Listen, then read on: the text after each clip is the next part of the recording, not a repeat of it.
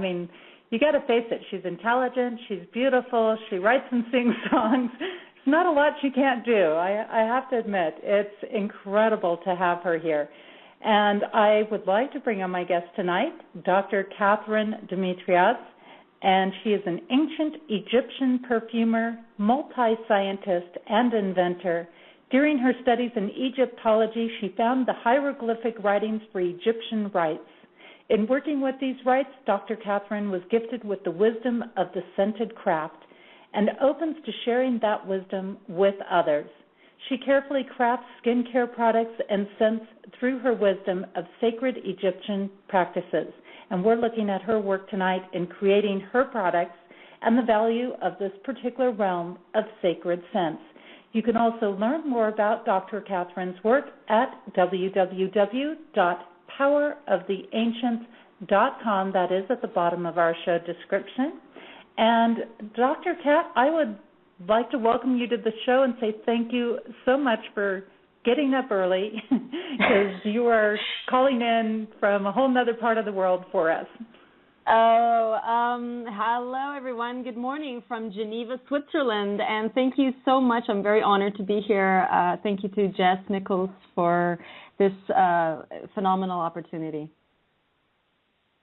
Well, it's truly a gift, and I've been chatting with Dr. Cat here, and for a while, for a few months, a year, something like that, and getting to know her, and it's just amazing. Every time I talk with you, there's just these new layers that just keep opening up, and I just get all excited and full of energy, and that's a great thing here. But I'm happy. I would love to have you start off by sharing some of your story. You know, what brought you into working with sacred scents? Because you've got this whole background in science at a whole different realm.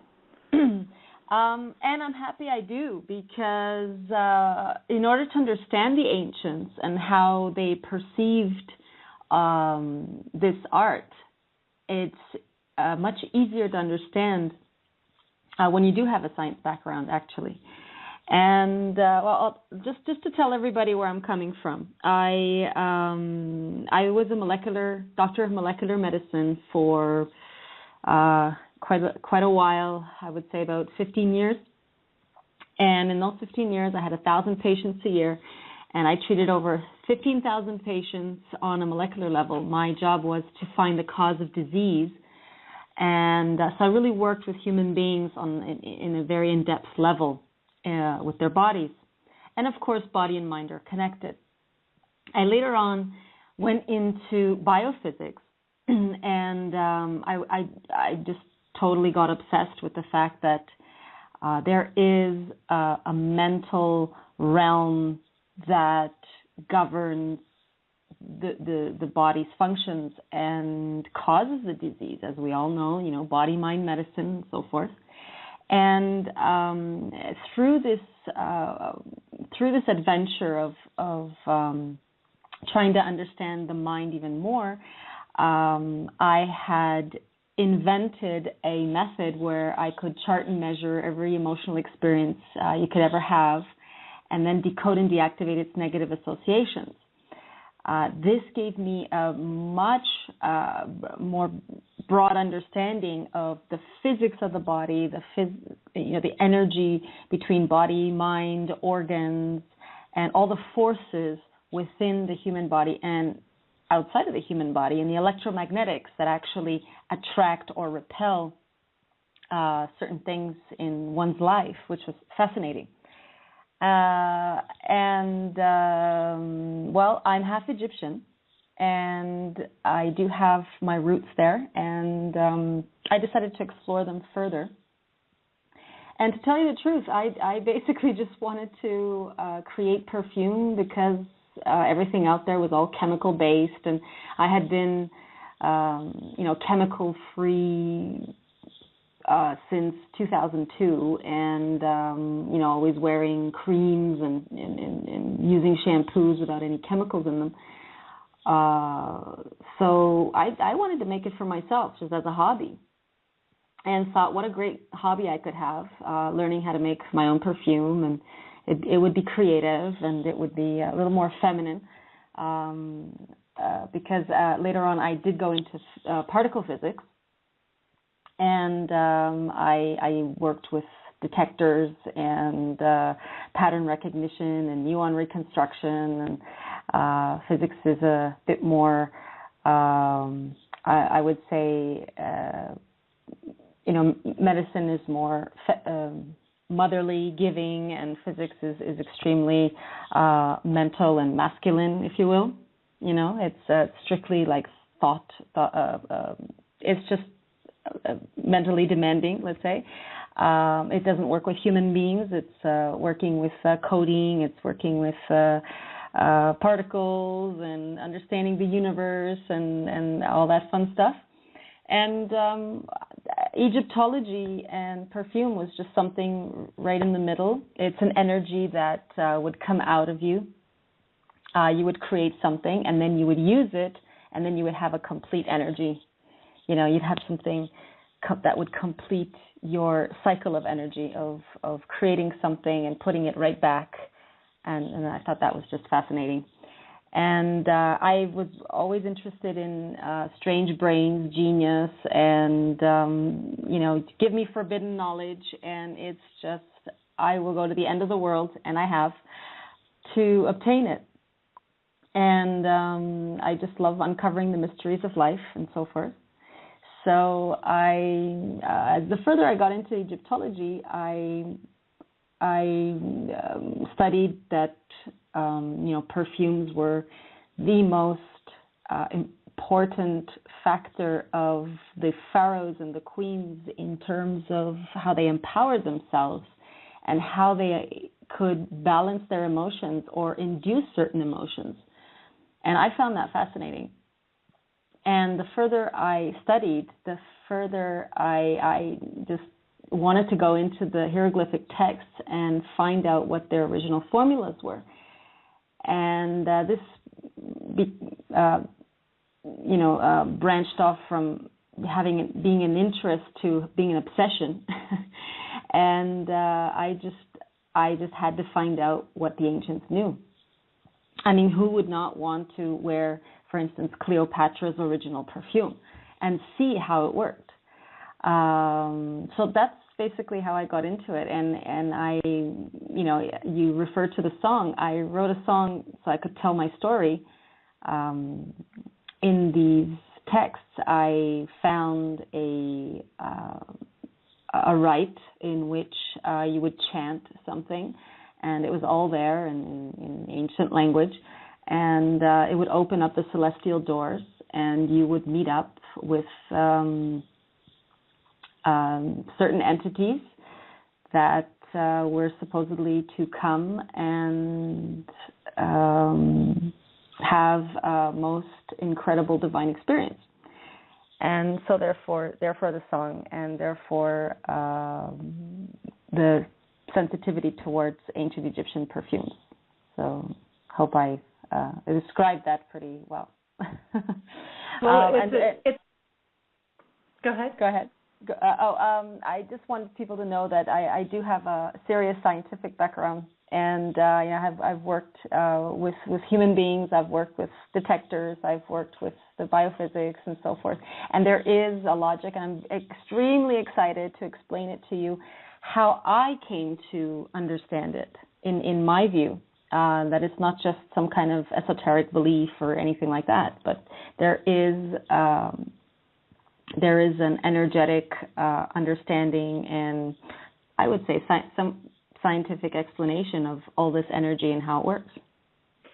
Well, and that's what's so fascinating to me, because there's a lot of people that get out there, they get into scents, they start dealing with the different smells and fragrances and things like this. But part of what was so interesting to me about bringing you on the show is that you did actually have this whole other background. And I think there's so many marketing schemes out there, Dr. Kat, that say, oh, this is, perfume of Isis or whatever, Isis or Cleopatra or whoever. And yet you actually have gone in and decoded and got these formulas on the scientific level. It's not like you just created something and said, oh, let me call it, Centavisis or Catatrix. Definitely not. And it's got everything I love about it. It's science. It's scientific. I had to teach myself perfume chemistry. Just because you're a scientist doesn't mean you know perfume chemistry. It's a whole different ballpark. And so it's got the chemistry. It's got the studying, the research. It's got the adventure, because it took me 2 years to study Cleopatra's original formula. And okay, fine. Right after you have the formula, how are you going to go get it? So you got to go on this adventure of trying to find the very person who has extracted the very scents that you're looking for in order to mix them. Right, because you're not just go anywhere and go pick up this combination of oil. It's not your average. It's not your average aromatherapy oil that you'll find on the shelf. So you really have to find. And the Egyptians, until now, and they still don't give up their secrets too easily. They have a way of extracting the scents in such a way that it's even above absolute quality. Absolute is a concentrated quality of aromatherapy or flowers, and it's obviously in Europe and North America. I believe it's considered the top quality of aromatherapy, if you will, or flower essence. But they consider it below what they're very good at doing, and they extract it directly as an oil, and that's just phenomenal. It's incredible. It's like you're smelling the original flower. Well, let's take a look at that, since you brought up some of the aromatherapy. What is the difference, say, between an aromatherapist and what you're doing? Okay, well, let me just take you through my train of thought. It's all about attitudes of perfume. So the attitude of perfumes are many. Research in the field of perfume proves the study of fragrance to be an outline of both science and history. It's an excursion into the realm of beauty and the great mysteries of the ancients. It also involves chemistry of the ancients. The study of their chemistry reaffirms the statement that basically there's nothing new under the sun. And for their very crude equipment, they accomplished a perfection in perfume entirely unknown to the industry today. They discovered the true emotional value of perfume. The study of chemistry in perfume involves molecules so tiny that they would be invisible under the most powerful electron microscope, even if they were magnified 1,000,000-fold. And it's a story of most painstaking chemical research to unlock mysteries surrounding the structure of oil molecules and their enzyme chain reactions. Yet with all this research and knowledge as a background, odor defies all chemical explanation and scientific classification, actually, thus remaining veiled by the mysteries of the unknown in many ways. So the perfumers of ancient times who first made perfumes were constantly seeking to distill something resembling the very essence of human romance, if you will. Something would convey in every drop the glorious drama of true living to the greatest extent. They desired to know the most intimate areas of the soul and the spiritual thrill of true love. The power of perfume was so significant. It invests with charm and distinction everything with which it ever comes in contact. Poets tell us of its lingering touch. It's often thought of as that of a beautiful woman. And for that reason, in many languages, perfume is expressed in the feminine gender. So the ancient perfumers knew that to work or trade in perfume was to actually give your life and your very soul over to romance. So they were not thought of as merchants, but dealers of dreams. And I just thought that was just incredible. And I wanted to be a dealer of dreams. Still in modern times, a few cold-blooded scientists patiently explain that this delight was really due to the curative effects of which the ancient ones had been instinctively but unscientifically aware. Maybe so, but personally I find it much more to be romantic than scientific or perfume is concerned. So that's the difference. But I still believe that when a bottle of pure essence is released into the air, the mind forgets its cares and the soul is just set free to dream. And it's that precious peace of mind which comes to me as I deeply inhale each blessed fragrance and listen as it softly whispers to me its secret and endless promise of mystery. And that's out of all the means of perfect expressiveness of a woman, none can be more delicate or more innocent than through perfume. And it is through that intoxicating fragrance which frees the soul from the shackles of life. And it's just, it sends you to other realms. And I just, for those people who are just tuning in to us, when Dr. Kat is referring to perfume, she's talking to, or talking as a very, very pure form of the oil beyond what we're used to getting as even the most pure form. She's not talking perfume with a bunch of chemicals. So I just want to clarify that for anybody that just happened to be tuning in at that point. And you have a story, I don't know if that was what you were just sharing or not exactly, about why perfume was used in ancient Egypt. Okay, well, let's touch a little bit on that, well, a lot on that. But and I do want to take you through a little scientific explanation of a few things. Just to prove that the ancients knew more what they were doing than people thought, than people might think. So, like I said, I always like to present it the way I came to understand it. Ancient Egyptians, the priests of ancient Egypt were the first to make their perfumes. And this was a mysterious and much esteemed art. The legend states that the gods and goddesses instructed them in this magical art. So as they were making it, the gods were actually telling them what to do. That's the legend. And the early Egyptians considered the possession and constant use of perfume as evidence of great wealth and social standing. As we all know, no Egyptian king could possibly be crowned without being first anointed with a very costly perfume oil, which was applied by the priests, who claimed that the ceremony was sponsored by the gods. Now, the mummies, of course, were embalmed by means of perfumes in those days, but that was not sufficient for the Egyptians. Each year, the royal mummies were once again sprinkled with perfume. It was just they would renew that. And one of the products that I don't want to call it a product or I call it cosmic consciousness because that's exactly what that it brings you.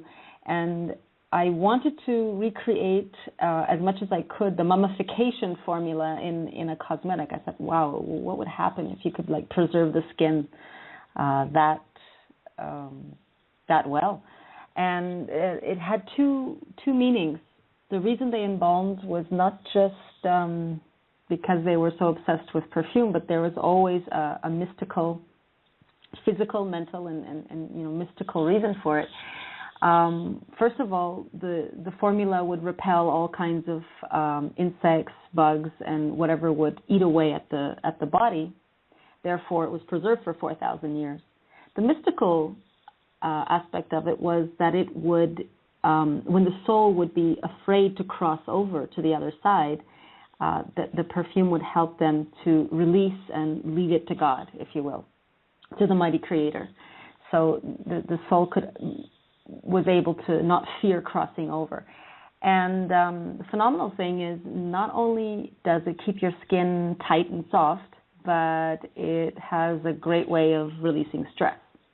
So, of course, you just let it all go and leave it to the mighty Creator. So it has a great side effect there. Well, I figure what's the point in being a female scientist if you don't use it, right? Right. And let's go to Cleopatra, because everybody loves to hear about Cleopatra, and she was my inspiration to create the first perfume, and it was quite a journey. She was just she used it as a tool for conquering any man she took to her liking.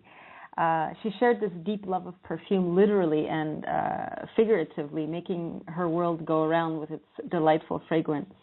By its magical enchantment, she won and held, the most powerful men in ancient history, as we all know. Cleopatra had devised a plan in which to meet Caesar without being killed by the guards posted by her brother. Finally, she decided to approach the city from the sea long after dusk had fallen. So her faithful companion rowed the boat close to the royal palace, and as darkness approached, she prepared her meeting with Caesar. She applied fresh makeup and anointed herself throughout with her perfumes, which were her pride and joy. And she instructed her companion to tie her up as if she was a bundle of, as a bundle of merchandise, so that she would go past the spies over her companion's strong shoulders undetected. In accordance to her request, she had him dropping his load in front of Caesar, and as he loosened the bonds, unrolled the covering, and so the amusement of all that was present, the Queen of Egypt sprang to her feet and just amazed him. It was impossible for Caesar to remain unmoved by this amazing, daring feat that she had just done. And she had planned every detail to impress his mind and fire his imagination. The sudden and unexpected sight of her fascinated him as a woman, and the appearance of the queen, whom he was anxious to meet because of political reasons, as well as the tremendous risk she was taking to reach him, just captivated him. Between the shocking surprise, her beauty, her charm, her delightful voice, and the overpowering perfume she had applied, Caesar just fell to his feet. And he had the reputation of being a devil with the ladies, but he found more than his match in Cleopatra. She spent years preparing for this encounter. So she had her own room where she spent days at a time distilling her own potions just to preserve her beauty. He was helpless when he was with her and miserable when he was away from her. And he was just intoxicated from the effects of her perfume. Whenever Cleopatra found a man that she liked, she placed her perfume upon her lips and then kissed him. And thereafter, he never left her side because he couldn't stop thinking about her. Remember, these scents were absolutely pure and lingering. I mean, they linger for days. It's not just a scent that fades away in half a day, or it could linger for 3 days. So imagine having this magical kiss with this phenomenal euphoric perfume and not being able to take the scent away for 3 days or so. So she was a very powerful seductress in that sense. So I had to get this formula, and I recreated it, and I presented it on the website as a poem. As a powerful seductress, I ruled the mystic land. With my intoxicating scent, no man can withstand. The secret of this mist which I spray upon my arms, amongst the magic sands, they can't resist my charms. Queen as a legend, I remain for all to see, and true beauty unfolds, so shall it be. So that's Cleopatra. It's beautiful, and I don't know that a lot of people know some of these stories behind things, and I think that's very interesting that, here again you're combining these different pieces between science and story and all of these different aspects. It's one of those great reminders of how these multiple pieces come together. You know, is it really metaphysics or is it really science? I mean, where does one end and one begin? Yeah, definitely. Yeah. It's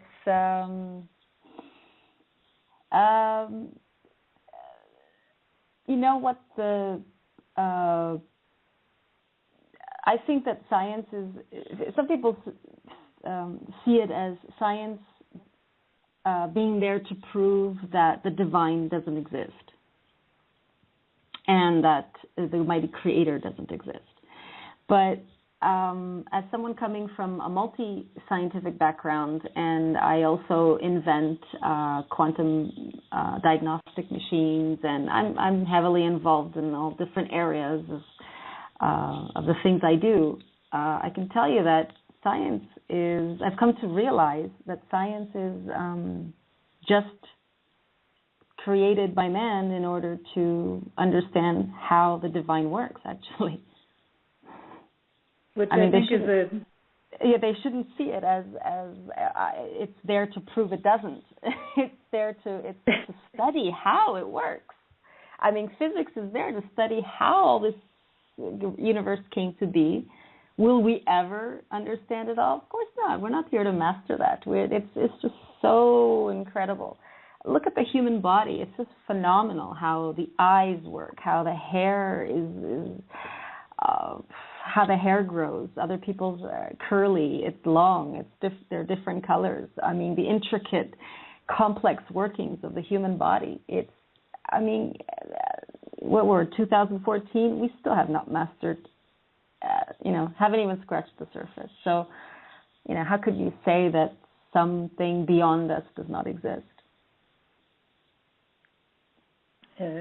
Very true. It's when we look at how little we know on that side of things, it's just incredible to think about. I mean, it's incredible to think about all these pieces, and I think people who delve into spirituality, who delve into metaphysics, who delve into these different realms, they start off maybe fascinated by the stories, and then they kind of come to understand, we're all kind of related here, and there's this huge network and this connection here.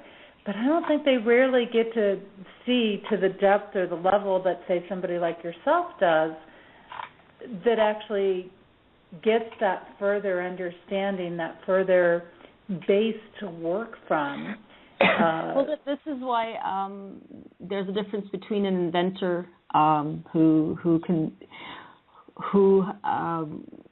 needs to study many different sciences in order to see something as a whole, in order to build something.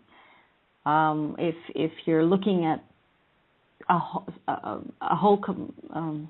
if you're trying to look at something as a whole, only through physics or only through medicine or only through another type of energetic aspect, it's you can only see one part. It's sort of like M theory, the theory of everything in physics. So it's like the story where three blind men are observing exactly the same animal. Let's call this an elephant, and one is touching his tusk, and he's describing how long and smooth it is, and the other one's touching his leg, and he can feel his skin and how rough it is and how bumpy it is, and the other one can feel his tail, and it's a totally different sensation. They're all three of them are having different experiences, but they're actually describing the same animal. And that's how I'd like to, make someone understand that, unless you know it's part of the same animal, you're just looking at the tusk. So it's putting all of them together and seeing the human aspect and the energetic aspect and so forth. Yeah, but I'm very happy that I'm very happy I've done all of that just to understand the ancients. So. People need to understand what emotions are and how amazingly they impact your inner and outer world. And the ancients knew this, and they knew how to create these potions, this alchemy, these perfumes, in order to affect this energy in motion. And they knew how to create it so that they would direct this energy wherever they wanted to go. And I would love for you to delve into that more, because I think that would be really interesting to know the science behind emotions, or the scientific side of that, because that's not something that we get to experience in everyday life, or that we get to hear about. Right, and again, this comes from my biophysics background, and also, of course, working with human beings for so long. But when you understand this, I'd like to, by understanding this, you would understand how, by influencing the emotions, what could happen within your inner universe. Anyway, so from the energetic view of human health, we're more than just biological engines. We're spiritual beings in a physical body, chemically fueled and electrically driven and emotionally controlled. So for complete balance to occur, we must address the energetic, spiritual, and emotional aspects of our being, as well as the physical. You ignore any of these, and of course, you're out of balance. And I'm sure that everybody listening who is into holistic health and energy and loves to engage in understanding this sort of thing would most likely agree. All life forms share a common ground in that they are all immersed in the field of energy, an electromagnetic field within which all things resonate. In physics, resonance is the tendency of a system to oscillate at maximum capacity at a certain frequency or speed. So this frequency is known as the system's resonant frequency. All creation, energy systems, symptoms, diseases, body chemistry patterns, organs, and emotions have their own electromagnetic pattern or resonance frequency. Every molecule in the universe has a unique frequency and language by which it speaks, which is a resonating wave. Our body's communication system is a complex network of resonance and frequency. Molecular wave resonance is the language used to communicate not only inside the body, but between all living things. Fueled by electromagnetic energy and organized according to a unique DNA blueprint, the 24 organs and glands of the human body function and communicate by various frequencies independently and as a whole. To maintain health, as I said before, all systems and organs must resonate in harmony and be in constant communication, interacting equitably. And by the end of this, I'll go to how the ancients understood this. Now, if harmony is disrupted, communication is blocked or it breaks down, or excessive or prolonged stress is placed on the system or organ, the electromagnetic flow of nerve energy is impeded. Resistance builds, generating heat in corresponding organs. And as heat builds, pressure becomes excessive, eventually resulting in a release. And now this release takes the form of energy and motion. Therefore, you get an emotion. Now, emotion in its most general definition is an intense mental state that arises automatically in the nervous system rather than through conscious effort. It evokes either a positive or negative psychological, physical, or spiritual response. And emotions are, in fact, energy in motion. Emotions are either harmonic or disruptive to the body's resonance frequency, having a direct influence on our DNA and the integrity of our organ energy system. Emotions that generate stress cause changes in the cellular vibrational frequencies, leaving an imprint in the cellular DNA, creating an area of stagnation or incoherent in our bodies that can derail a DNA transcription, suppress T cells and NK cells, activity and other immune functions and lead to chronic degenerative illnesses, depression, and other psychosis even. And just to tell everybody what a NK cell is and a T cell, NK is natural killer cell. Natural killer cells are yet another type of lethal lymphocyte, like cytotoxic T cells. They contain granules filled with potent chemicals. They are called natural killers because they, unlike cytotoxic T cells, do not need to recognize a specific antigen before swinging into action. So they target tumor cells and protect against a wide variety of infectious microbes. In several autoimmune deficiency diseases, including AIDS, natural killer cell function is abnormal. Natural killer cells may also contribute to immunoregulation by secreting high levels of influential lymphocytes. Both cytotoxic T cells and natural killer cells kill on contact. The killer binds to its target, aims its weapon, and then delivers a lethal burst of chemicals that produces holes in the target cell membrane. Fluid seeps in, leaks out, and then the cell bursts. And can you imagine all that from emotions? Who would have thought? From emotions alone. It's really fascinating. The ancients knew this. They knew this. And how do I come to the conclusion that they knew this? Is because they were so advanced. Of course, even today we don't know how they built the pyramids and all those fascinating things that they've done. And they, in the pyramid texts and in the writings, they portrayed it that every body part would resemble a god or a goddess, if you will. Now, I'm thinking, could it have been that they were just so advanced they couldn't explain it in this way, so they had to tell a story. It's easier to tell someone a story and make them understand within their ancient Egyptian religion or understanding of how they understood the gods already, in order to make them understand how the body works.